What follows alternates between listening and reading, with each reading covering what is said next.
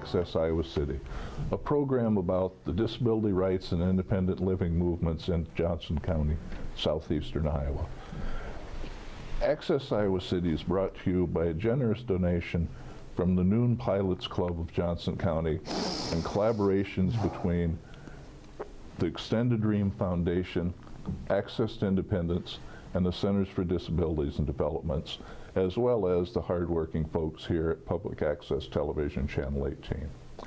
I'm Terry Cunningham, President of the Board of Directors of Access to Independence, Vice Chair of the Johnson County Mental Health Disability Services Planning Council, and an individual who's lived with a significant disability for over 41 years.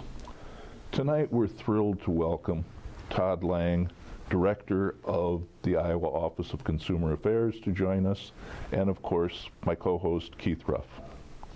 Thank you, Jay. I guess to start off, Todd, you want to give us a little background on yourself and how you came to be doing what you're doing right now? Sure, Terry. And actually, part of my story starts here in Iowa City. I myself have dealt with depression and anxiety for the last 2 decades. And my first bout of depression actually started while I was in college here in Iowa City at the university. And over the last couple decades, I've dealt with bouts of depression and also anxiety.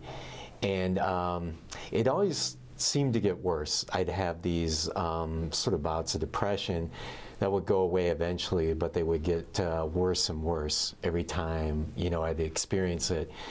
And it got to the point a few years ago where I really had gone down into the deep depths of a depression and had quit my job and basically just isolated myself.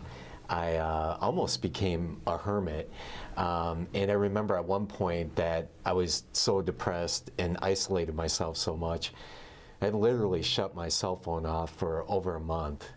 And, I was living on and off with friends and my parents. And at the same time, I was getting more and more suicidal as things got darker and darker, and there just didn't seem to be any hope. And one of the best ways I could describe it, Terry, is being at the bottom of a deep, dark well, and that light at the top that you see gets smaller and smaller and farther away. And I just felt like I had no reason to live.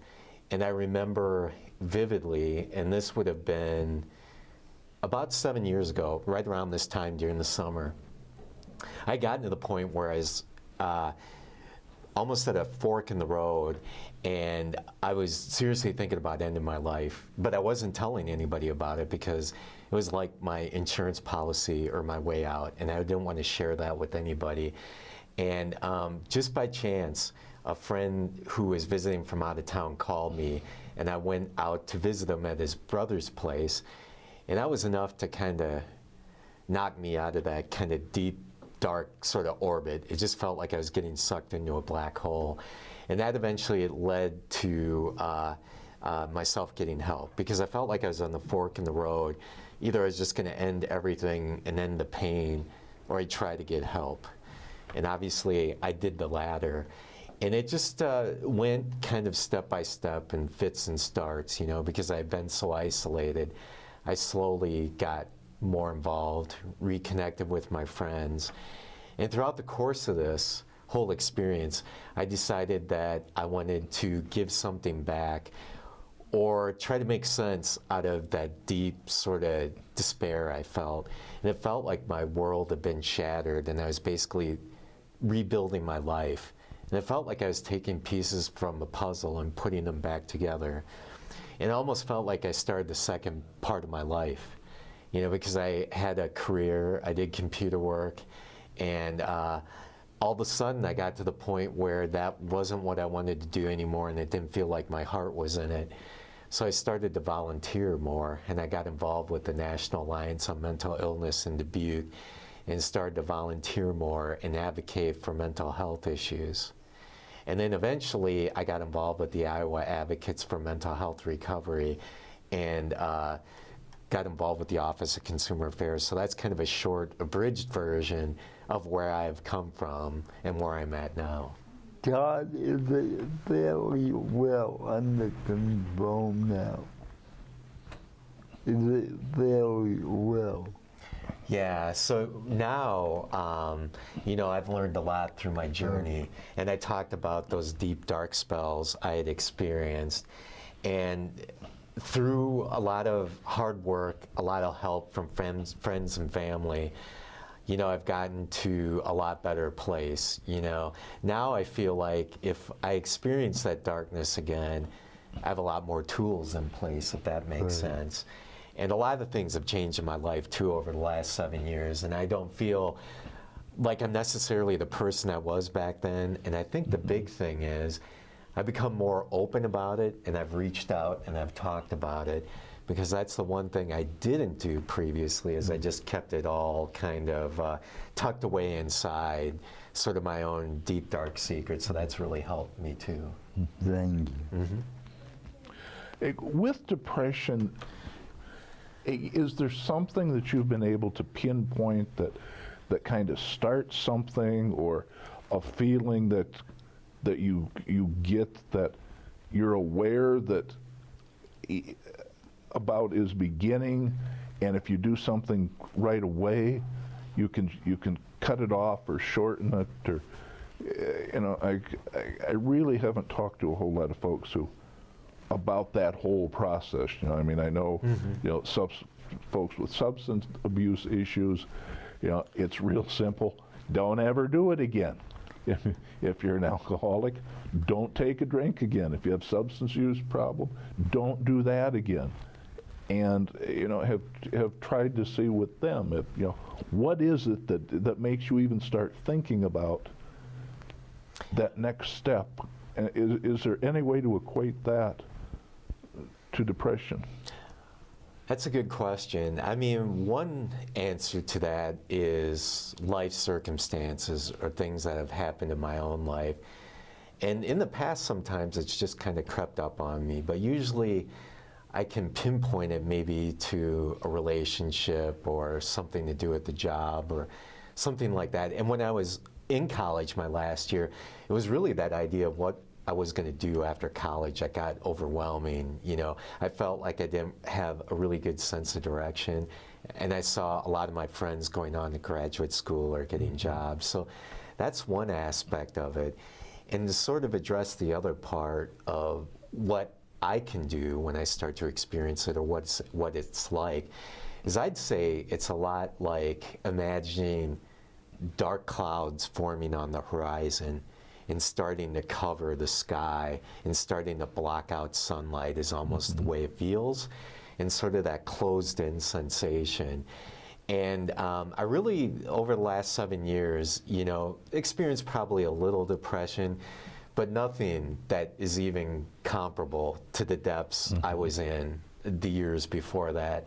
And I credit that a lot to Terry about really getting to know myself and what, you know, I want to do with my life and what really makes me happy, and really reaching out to people too, and really having some really good friendships and ties with family, because I think that really helps. You know, anything you can do to keep yourself more connected, and the 3 words I like to use are hope, purpose, and connection, are so vital. I mean, just in life in general, but I would say with people really experiencing depression, they've really lost that sense of having hope, what their purpose is, or having connection with other people. Todd, with you, what is the main warning signal that tells you something coming on? Yeah, so that's a good question, Keith, is kind of what those warning signs are, almost like the canary in the mine shaft, if you will. One thing that I could say is losing interest in things that I normally do. So if it's going for a walk, I really try to exercise, which is one thing, and not really wanting to be around people, that could be another thing, you know, closing myself off, you know, if that makes sense, and just not feeling a part of the world, really.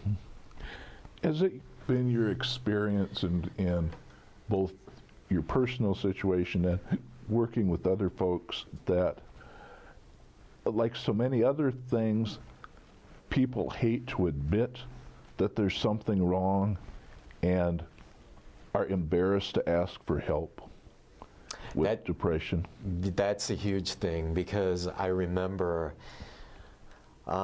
maybe over 10 years ago, while I was still in Iowa City, I would experience depression, and sort of the idea of suicide would creep in.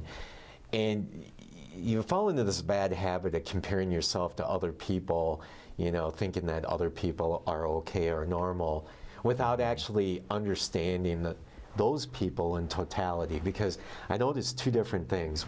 Back then, when I didn't reach out, is one thing I didn't realize is how common these struggles are to other people, either personally or through family members. And there's this idea of embarrassment, of shame, of feeling broken, what's wrong with me? Why am I not normal? Or why can't I function? Or why do I have these, dark thoughts, or I just can't get it together? So that was a huge thing early on, Terry, was the idea that I just felt different, like a pariah or a leper, if you will. Like there's something wrong with me, and like I had to separate myself from other people, is really the way it felt. And it took me a little while to turn the corner on that, but that was a really profound thing that really helped me out, was really starting to reach out. But that's definitely a huge piece of that sense of embarrassment, and also trust in other people, because you aren't sure exactly how other people will react, what they will think, because I always had in the back of my mind that people would not want anything to do with me if I divulged too much. It'd be so much easier if folks with different things like that all dressed in the same color or whatever, so we were readily available to recognize each other, and who you could go over and, hey, me too. How do we do whatever? Is there a support group? That kind of thing. But because folks just, ego's a horrible thing, and to admit that you can't do something, or it just most often comes back to bite you.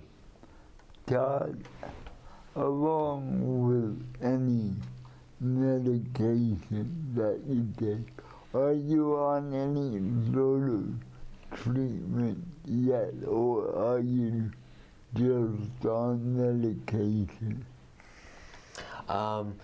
Right now, I don't take medication, and I'm not, in any seeking any professional help. Although I was for a while, and I think that's a very good question, because there's definitely supports out there. And the key thing to remember is that it's what works for the person. It's really individualized. So when I talk about my story, I just, I'm open about what happened to me, but what I also try to remind people of is it's different for everybody else, for everybody. It's not one size fits all. So just because, I haven't taken medication, or that's this point in my life, that doesn't necessarily reflect on the other person. I mean, everybody's at a different step of their journey. What I just try to hold out is the hope of possibilities that are out there and options for people, and not to get into too much of a box, if that makes sense, and really listen to their heart and themselves and what feels right. Yeah, I think that's very true of all situations. If you've met one person with a disability, you've met one person with a disability. Keith and I may be both sitting here in wheelchairs, but we have incredibly different histories. Have incredibly different things that we do and can't do. So yeah, to try to pigeonhole anybody just doesn't really seem to work. Now that you're in the field, what type of work are you doing? So like I said, Keith, I started volunteering in Dubuque with Okay. NAMI, and that was sort of the first step. Okay. And then I got involved with the Iowa Advocates for Mental Health Recovery, which is a statewide advocacy group, which formed just over 4 years ago, and I became the executive director just over 3 years ago. So I did a lot of work traveling throughout the state, going to Des Moines and visiting local communities like wellness centers and people in recovery in different parts of the state, and really trying to learn what's going on and what people are looking for, what their needs are. And we've done several projects, so I've been the head in planning in a statewide conference that we held the last 3 years. We've also trained people as RAP facilitators, and that's the Wellness Recovery Action Plan program. And then we're fortunate enough to get a contract through DHS just about 2 years ago, well, a little less than that, to run the Office of Consumer Affairs. And that's been the most recent thing that I've done, is have been the director of the Office of Consumer Affairs. And what are your duties there? So through the Office of Consumer Affairs, one thing we try to do is give a voice to people with lived experience, or sometimes are called consumers and family members, people in recovery with mental health or addictions challenges, but we've also collaborated on broader issues with folks with a wide variety of disabilities or recovery challenges. So we do a lot of resource and referral. We do one-on-one problem solving. We've also have advisory committees through the Office of Consumer Affairs that help us really learn what's going on in local communities. And if you'd like to, I could talk a little bit about the Office of Consumer Affairs now, just to give you an idea of the overview of what the Office of Consumer Affairs is. That'd be great. So the Office of Consumer Affairs typically exists in almost every state in the country. And like I said, it's there to provide a voice for people with lived experience and also family members, primarily who are struggling with mental health recovery issues, sometimes addictions issues. But like I said, we're trying to collaborate and reach out more to the broader disabilities community. So we started this project at the beginning of 2011, so it's just been a year and a half since we started. And this office has existed on and off throughout the state, probably over the last 20 years. So I started as the director, and we have 5 areas throughout the state of Iowa, 5 regions that are based on the DHS service regions. And I work with 5 regional coordinators. So there's a regional coordinator who works part-time in each of those 5 areas. And also within each of those 5 areas, we have an advisory committee that's typically 5 to 7 members, both family members, people with lived experience, and professionals that meet every other month. And they really help provide us with input. So it's a two-way conversation. We let them know what's going on at the state with various recovery issues, and they also let us know what's going on in local communities. So that really helps us learn about local resources and programs and events that we can help publicize and that we can use in our works. So if we get a call from somebody in one of the regions that might be looking for a particular resource, there could be a chance that we learned about it through our advisory committees. So we have a website and Facebook page that we use to publish information. And we just got done with our Recovery in Iowa conference, which happened a couple weeks ago in Des Moines, which was a collaboration between the Department of Human Services, Magellan Health Services of Iowa, the Iowa Advocates for Mental Health Recovery, the United States Psychiatric Rehabilitation Chapter of Iowa, and the Office of Consumer Affairs. And I'm glad I can still remember that, because I feel like I'm still in recovery from the planning and the 2-day conference. But that gives you sort of a general idea about the Yeah. Office of Consumer Affairs, and I'd be more than happy to answer more questions or provide more detail about any of those items. Sure. I think one of the really interesting things that you were talking about was the whole volunteering thing. And I think that folks with any kind of a disability don't place as much importance on being a volunteer and what that's worth as they should.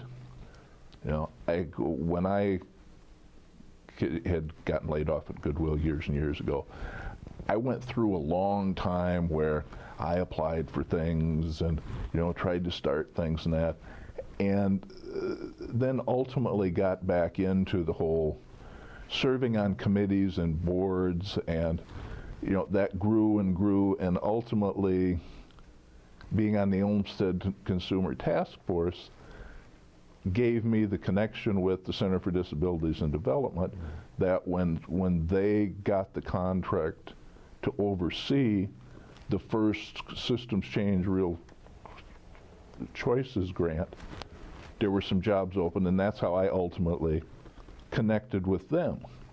And I think it's just so important for people to make that connection, because it helps not only them, but it helps folks with all disabilities be out and be seen in public, and be seen to have an interest in things other than just disability related things. One of the first things I got on was a Citizens Advisory Committee for Park and Rec in Marshalltown.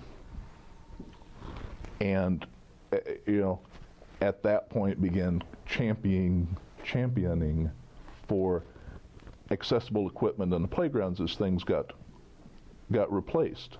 But to show people that we have an interest in things, gee, we actually have ideas, we're able to relay those ideas to people, and then things start making sense. You know, the ramps, the automatic door openers, you know, why voting machines need to be accessible, all that stuff. And when they're able to see people out and actually using that stuff, suddenly it clicks. This is the reason. Okay, if this is here, you know, if a curb cut's there, they can come downtown and get around. You know, if a bus has a lift on it, you know. And, you know, Keith and I tell folks a lot that the laws that have been put in place for folks with disabilities are only good if we use those laws. Yes. If you don't use them, you know, you may not necessarily lose them, but you don't get them. You know, if women, after fighting for the right to vote, had not gotten out and voted, it would have been looked at as, well, what were they complaining about? They don't use it. Or during the civil rights and all that stuff. If you want something, if you initially fight for something, then you have to use it. And then it makes sense for people. And a good example of that, again, Terry and Doug, is in the early 70s when the women won their right to want to work and to get equal pay for equal work, even though it's not that even right now. But I grew up in that era, so I saw all that happen. And you both raised several good points, and I'll just try to kind of throw in my 2 cents on those. Start out with volunteering. Some of the most hardest working people, most passionate people I've seen have been volunteers. And like you said, Terry, it's all about connection and finding purpose. And people's paths are so very different. And volunteering can be a great way to find your way, and maybe a stepping stone onto something different, like you had mentioned. And I can definitely, you know, relate to, just with my own life experience, is just kind of getting out there and testing out those opportunities. And purpose doesn't necessarily mean it has to be paid employment, because I think this country would fall apart if people quit volunteering, because they do such phenomenal work in local communities. They're like the glue that keeps communities together. And I just think that people have to be reminded of that, especially people in recovery, people who have a disability, realize that these opportunities are out there. And just to think that there's these different doors that can potentially open and lead possibly to other things. And I know we know from our own experiences what that process is like and what that journey can be like. And sometimes it just takes one, what might seem like a small opportunity, really to open those doors open to other things down the road. So I think that's so vitally important. And also, you've been talking about advocacy too, and also finding your voice. And especially the example you gave of when you advocate for something and it comes to reality, be it legislation or whatever it is, what do you do after you kind of reach that milestone or you reach that sort of plateau or that height? Is how do you make sure that the momentum keeps going forward, you know, because that's a tricky thing, you know, after you put all that energy and effort into advocacy or initiatives like that, to keep the message out there, to keep the word out there and keep, you know, the work going, because, you know, a lot of things have changed with the ADA over the last 20 years, but I think we'd all agree that there's still a lot of work to do. Yeah. Sure. You know, but I mean, the bar has definitely been raised, and there's more visibility about these issues, and more people with those experiences, whatever they may be, speaking up, becoming members of their community in a volunteer capacity, even if it is, like you mentioned, Terry, it could be like something on Parks and Recreation or something that seems unrelated. But that's important because we're all human beings, right? And we're not defined by our disability, our diagnosis, or what's wrong with us. It's about our passion and about what our abilities or our gifts are, because everybody has something to contribute, and I firmly believe that. It might take people a while on their journey to figure out what that is, but everybody has a role and a purpose in the community. Sure. Well, and it's also who you meet on volunteer committees, because you have the opportunity on those committees to meet some fairly influential people in the community because they're interested in that. And I guess, you know, you're saying that things would fall apart. I guess we could look at something that's going to be rolling through the middle of Iowa in the next couple weeks, which is RAGBRAI. Does anybody operate under the delusion that RAGBRAI could happen without volunteers in communities all across the route? There's no way, if they depended on paid staff to do that they could hold a RAGBRAI, because it would take millions of dollars. I mean, the communities spend a year planning and getting everything ready, and you know, look at all that's being done in Cedar Rapids now to finish up some of the stuff related to the flood of 2008, to let Cedar Rapids put their best image forward.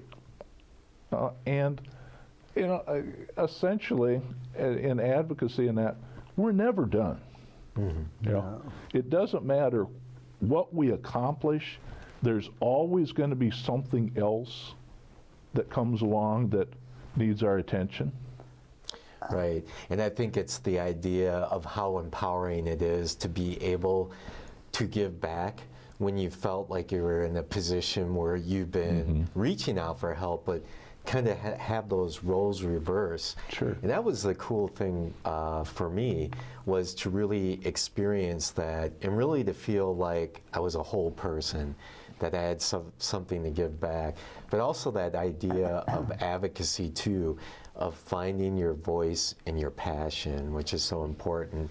And I think the cool thing for me was, is I really started to find out what I really like to do when I volunteered, you know, because I wasn't really doing it for a paycheck, and you know what I'm saying, but it developed into that after a while. But it was really a good way for me to kind of see where I was and what I kind of gravitated towards and what I'd like to do. Well, and I think the thing that people have to learn when they're doing this kind of stuff is this is a long, drawn-out process, especially if you're trying to change legislation or do that kind of stuff. You know, movement is measured in fraction of inches, not, you know, a mile at a time. So, you know, a lot of what we do, we're all paying stuff forward. You know, we're